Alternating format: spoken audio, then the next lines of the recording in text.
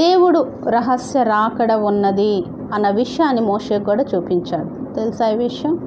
రహస్య రాకడ ఎలా జరగబోతుంది, ర్యాప్చర్ ఎలా జరగబోతుంది, ఈ లోకం మీదకి శ్రమ వచ్చినప్పుడు ఆయన బిడ్డలు ఏ విధంగా తప్పించబడతారు, సంఘం ఎలా ఎత్తబడుతుంది అన్న విషయాన్ని మోషేకి దేవుడు చూపించాడు. నిర్గమాకాండం 4వ అధ్యాయం 1 నుంచి 4 వరకు.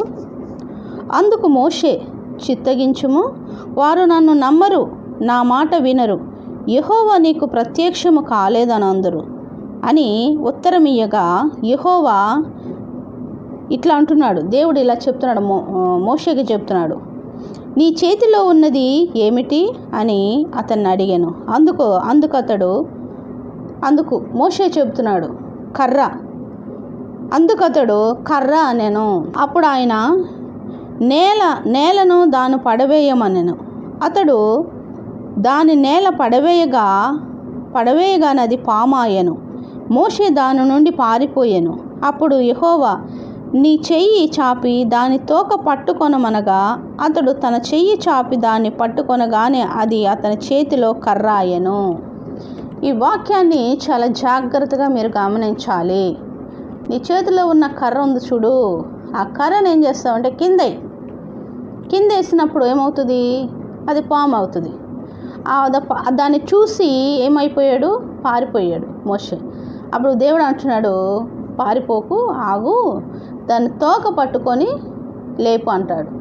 దాన్ని తోక పట్టుకొని అంతే లేపు అన్నప్పుడు దాన్ని తోక పట్టుకొని లేపుతాడు. అలా దాన్ని తోక పట్టుకున్నప్పుడు ఆ పాము అలా ఏమైపోయింది? కర్ర అయిపోయింది. ఏమైంది? కర్ర. జాగ్రత్తగా వినాలి.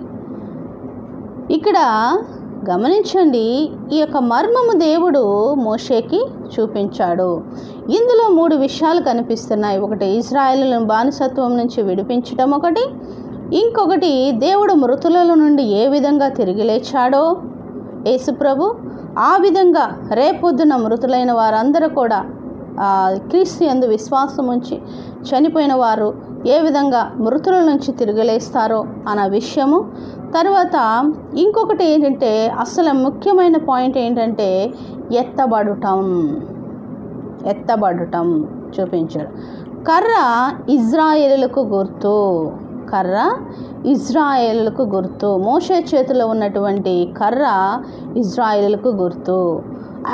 ఆ కర్ర, ఎండిపోయినటువంటి ఆ కర్ర ఇజ్రాయేలులకు గుర్తుగా చెప్తూ, ఇజ్రాయేలీలు ఐగుప్తులో ఉన్నప్పుడు, ఫరో చేతి కింద ఉన్నప్పుడు వాళ్ళు పెట్టిన మొర, వారు నిస్సహాయ స్థితిలో ఉన్నారు. ఇంకా మమ్మల్ని రక్షించే నాదుడే లేడు, ఎట్లా మా బ్రతుకులు ఇంతేనా, ఇలా బానిసత్వంలో ఇలా మేము చనిపోవాల్సిందేనా, ఈ కష్టాలు, ఈ శ్రమలు, ఈ శోధనలు, వేదనలు ఇంతేనా మాకని వాళ్ళు కృంగిపోయి ఎంతో అల్లాడుచు మొర్రబెట్టినప్పుడు ఆ కర్ర ఎండిపోయిన జీవితం, అంటే నిస్సహాయ జీవితం, సాధ్యము కాదు, ఎవరు రక్షించేవాడు లేడు అన్న టైంలో అటువంటి స్థితిలో వారిని బయటికి నడిపించాడు దేవుడు. అంటే జీవము కలిగిన దేవుడు వారికి ఆధారమై, నేను ఉన్నాను, మిమ్మల్ని జీవింపచేసేటువంటి సర్వశక్తిమంతుడని నేను ఉన్నాను కనుక భయపడొద్దు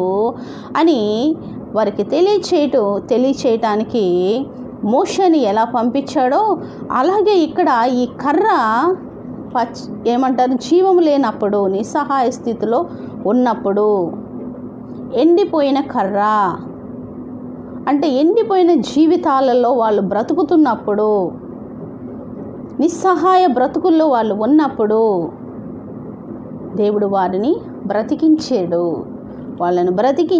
బానిసత్వం నుంచి పాపం అనే ఆ యొక్క శాపం అనేటువంటి ఫరో చేతి కింద బానిసత్వం అనేటువంటి ఆ యొక్క చెర నుంచి వారిని విడిపించాడు. విడిపించడం అంటే ఏ విధముగా, అది కింద వేసినప్పుడు, కర్ర కింద వేసినప్పుడు అది పామయ్యింది. అంటే జీవము కలిగిన ఒక జీవి అయ్యింది, జీవము కలిగినటువంటి జీవం వచ్చింది. ఎండిపోయిన కర్ర కిందేసినప్పుడు దానికి జీవం వచ్చి జీవించే జీవిలాగా దేవుడు మార్చాడు. అంటే నిస్సహాయ స్థితిలో ఉన్న ప్రతి ఒక్కరిని కూడా ఆయన ఆశ్రయిస్తే, ఆయనకు మొరపెడితే తప్పకుండా ఆయన జీవింపచేస్తాడు. జీవము కలిగిన దేవుడు, జీవింప చేయగలిగిన దేవుడు, జీవమిచ్చు దేవుడు. నాకు ఏ హోప్స్ లేవు ఇంకా అనుకున్న సమయంలో మనల్ని ఆదుకొని రక్షించే దేవుడు అన్న వాస్తవము మనం ఇక్కడ చూడవచ్చు ఈ యొక్క అంశంలో. ఇంకొకటి, మరి ఆ పాముని తోక పట్టుకొని పైకి లేపు అన్నప్పుడు మళ్ళీ అది కర్ర అయిపోయింది. తోక పట్టుకొని లేపు ఉన్నప్పుడు అది మోషే చేతిలోకి వచ్చిన మళ్ళీ కర్ర అయిపోయింది. ఈ విషయముని దేవుడు ఈ విషయంలో మనం గమనించినట్టయితే, ఒకటి ఎత్తబడే విధానం, ఏ విధముగా ఎత్తబడతారు, ఏ విధముగా ర్యాప్చర్ జరుగుతుంది. మనం కొత్త నిబంధనలో ఒక మాట చూస్తాము. అరణ్యములో మోషే ఏ విధంగా సర్పమును ఎత్తారో ఆ విధముగా మనం ఆ యొక్క ర్యాప్చర్ను మనం గుర్తు చేసుకో. అంటే మృతులైన వారందరూ కూడా ఆ విధముగా లేస్తారు. దేవుడు మోషే ఏ విధంగా పాముని లేపాడో ఆ విధంగా దేవుడు మృతులైన వారందరిని కూడా లేపుతాడు. ఇక్కడ 3 విషయాలు మనం చూడాలి. ఎత్తబడే విషయం ఒకటి చూడాలి. యేసుక్రీస్తు యొక్క మరణాన్ని వివరిస్తూ ఏ విధంగా ఆయన మృతుల నుంచి తిరిగి లేచాడో, మరి ఆయన యందు విశ్వాసం ఉంచి ప్రతి ఒక్కరు కూడా ఆ విధంగా తిరిగి లేస్తారన్న విషయం ఒకటి.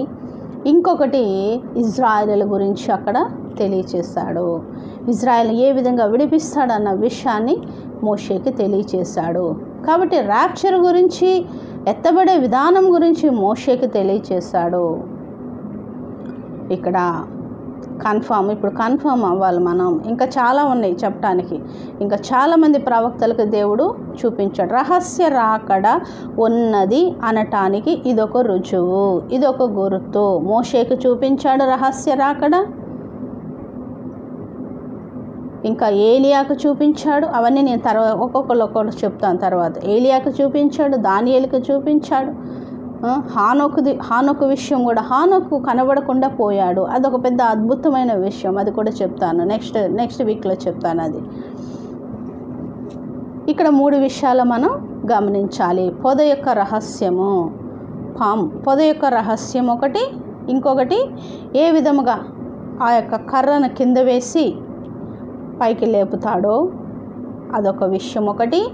తర్వాత ఇజ్రాయేలీలందరినీ కూడా ఏ విధంగా ఆ యొక్క బానిసత్వం ఐగుప్తు నుంచి ఏ విధంగా బయటకు తీసుకొచ్చాడో ఆ విధంగా మనందరిని కూడా రేపొద్దున ఈ మహాశ్రమల నుంచి మనల్ని కూడా ఆ విధంగా రక్షిస్తాడు, ఆ విధంగా కాపాడుతాడు. మనం కూడా తప్పించబడతాం. దేని నుంచి? ఈ పాపం అనే బానిసత్వం నుంచి తప్పించబడతాం. మహాశ్రమ అనే ఒక చెర నుంచి తప్పించబడతాం. మహాశ్రమల నుంచి తప్పించబడతాం. కాబట్టి రహస్య రాకడ ఉన్నది, ర్యాప్చర్ ఉన్నది, ఎత్తబడటం అనేది ఉన్నది. అది త్వరలో జరగబోతుంది, లేఖనము నెరవేరబోతుంది.